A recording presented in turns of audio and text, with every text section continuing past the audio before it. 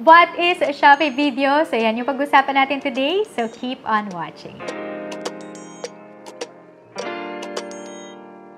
Hi everyone, it's Amy Grace and welcome back to my channel. So kung kayo ay nagwa-wonder kung ano ba yung Graceful Homeschooling, so yung mga contents ko dito ay about being Shopee, TikTok, and Lazada seller. Tapos meron din ako dito na mga playlist naman kung paano natin i-maximize yung ating social media at paano natin mamonetize yung ating online presence. So yan naman yung pagiging affiliate. So meron din akong playlist about those kinds of contents. And also, syempre dahil ito ay Graceful Homeschooling, so, sinishare din namin dito yung aming homeschooling journey. Meron kaming mga fini-feature na mga products din kung paano matutulungan yung mga bata na matuto while having fun din at na-engage sila sa kanilang mga lessons. So, yan yung content ng Graceful Homeschooling. So, kung saan ka interested dyan, hanapin nyo lang sa playlist kung ano yung makakatulong sa inyo. So today, ang pag-uusapan nga natin ay ano ba yung Shopee video. So ano ba ang kaibahan nito sa live streaming? So yung live streaming ay ito yung feature ni Shopee wherein pwede kang mag-host ng live streaming at mag-promote ng yung shop at ng mga products na binibenta mo or kaya yung mga products na ina-affiliate mo. So yan yung live streaming. So tinuro ko kung paano mag-live stream doon sa previous video ko. So lalagay ko na lang yung link down in the description box or dito sa ating card. So, yan yung live streaming. So, ngayon ay ano naman yung Shopee video. So, yung Shopee video ay nagpo-provide ito ng avenue para sa mga creators or mga sellers para sila ay makapag-record or kaya naman ay makapag-upload ng mga video na gusto nilang i-promote or kaya naman ay para ma-educate din yung mga buyers nila kung paano ginagamit yung particular product. So, yan yung Shopee video. So, ano ba yung benefits ng Shopee video? So, ito lang yung ilan sa mga benefits nito. So, number 1 ay makakapag-gain tayo ng customers at ng followers. Dahil nga, very engaging na ngayon yung mga videos or short form videos. Tapos, doon na talaga nahuhook din yung mga tao. Kaya, makapag-gain tayo ng mga customers and followers gamit itong Shopee video na feature. And then, ano pa, pwede din makapag-increase tayo ng awareness. So, like for example, meron tayong book. Like for example, itong Raising Brave Arrows. So, ano ba tong Raising Brave Arrows na to? So, para ma-educate natin at ma-inform natin yung mga customers or buyers kung ano ba yung makikita at matututunan nila dito sa Raising Brave Arrows na to. So, pwede tayong gumawa ng video about it. And then, number 3 ay easy product demo. So, madali lang din kasi siyang gamitin. Mamaya makikita nyo kung ano yung step-by-step process natin. And then, magdadrive din ito ng sales. So, yan yung gustong-gusto natin, di ba mga sellers?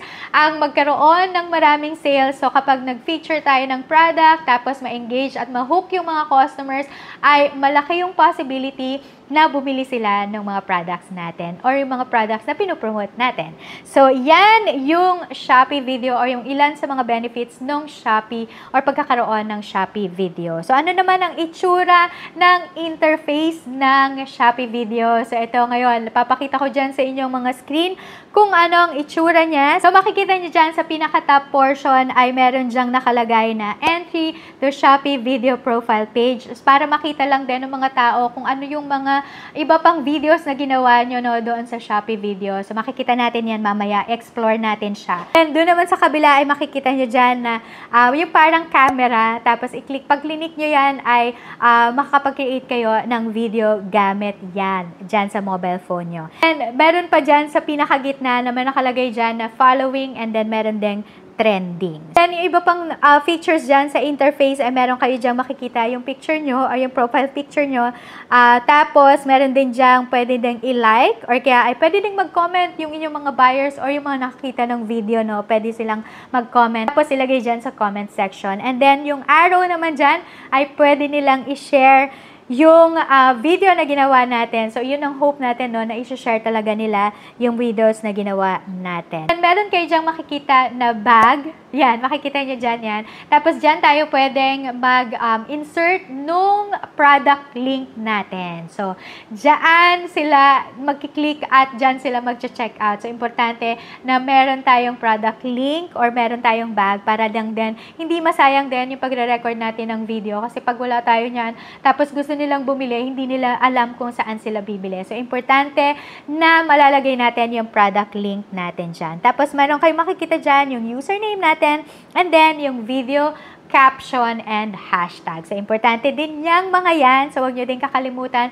na maglagay ng hashtags para at least kapag sinearch ito ng mga buyers or ng mga customers, ay mag-a-appear na din yung video natin. So, paano naman natin gagawin yung Shopee video? So, ito na. Mag-jump in na tayo sa step-by-step process. So, yung first step natin ay i-open lang natin yung ating Shopee app, and then dyan sa pinaka-bottom ay meron kayo dyang makikita na Home, Mall, Live Video, Notifications, at yung Me.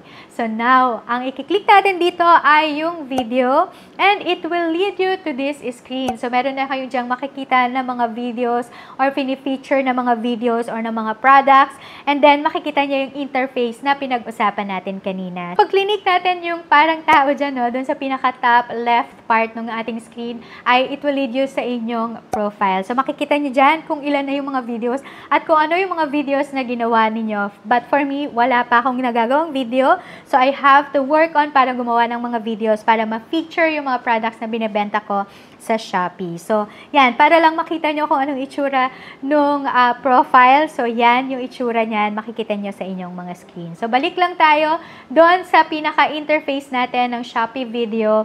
And then, makikita natin dyan yung doon sa pinaka-right naman na part, no?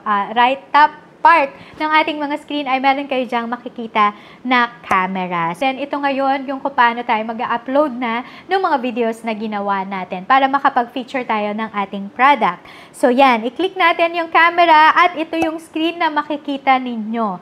So, makikita nyo dyan na meron kayo dyang video. So, pwede na kayo dyan mag-create ng video, but at the same time ay pwede na din kayong mag-upload ng mga ginawa nyo ng video. So, meron kayong makikita dyan na magic, tapos yung red na parang button. So, yun, ang ibig sabihin nun ay pwede kayo mag-record. Pag click nyo yun, ay magre-record na kayo ng gusto nyong product na i-feature. And then, meron din kayo dyang makikita na library. So, sa library naman, pag click nyo yan, ay makikita nyo ngayon dyan yung mga videos na naka-store sa inyong camera or sa inyong gallery.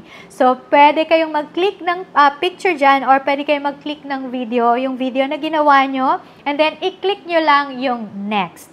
And then, ito ngayon yung screen na makikita nyo. So now, ang gagawin lang natin dito ay pwede tayong mag-add ng music, ng text. Pwede nating i-trim yung ating mga videos. So, pwede din tayo mag-add ng effects doon sa ating video. And then, pagka natapos na nating ilagay yung mga gusto nating ilagay sa ating video, ay i-click lang natin yung next. And then, it will lead you to this screen. And makikita nyo dyan sa screen nyo yung add caption. So, mag-add lang kayo ng caption dyan. Tapos, huwag nyo din kalimutan yung hashtag. Kasi importante para at least pagka sinearch ng buyers natin or ng customers yung particular keyword, no, lalabas na rin sa kanilang mga news feeds yung ating product or yung ating video. So, meron dyang nakalagay na add product. So, i-click nyo lang yung add products, and then meron dyan nakalagay na add products and vouchers. So, kung merong mga vouchers na available kayo, ay pwede nyo ding ilagay dyan. So, yan.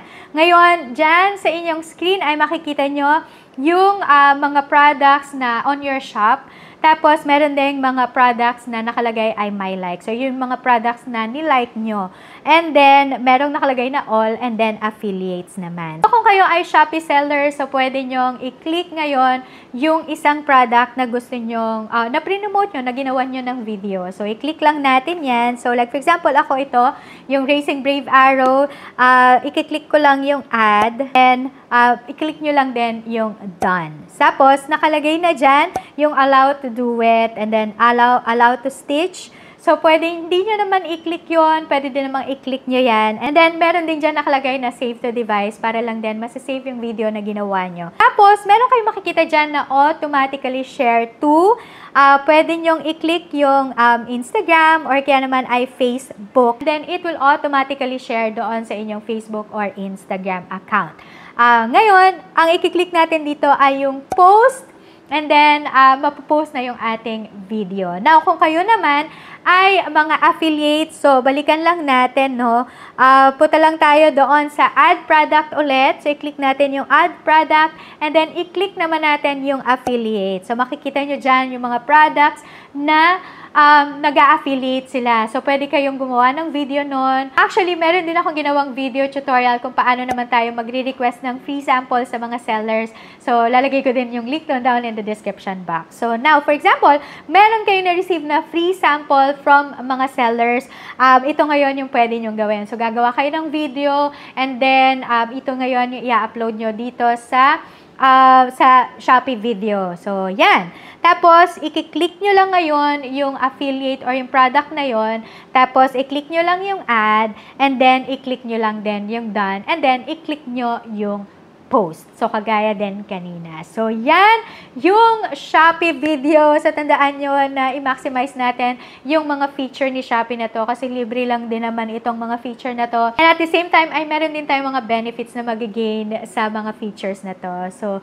yan. So, I hope na na-excite ko kayo na gumawa ng mga videos ng inyong mga products or ng mga ina-affiliate nyo ng mga products. So, sana nakatulong itong video na to sa inyo. So, kung nakatulong man ito, please give this video a big thumbs up. At i-share nyo na rin ito at huwag nyo na rin kalimutan na mag-subscribe sa aking channel. I-click nyo lang yung subscribe button at i-turn on yung notification bell para hindi nyo na may miss out yung mga ganitong content here in this channel. So, thank you so much and I hope that I'll see you again on my next one.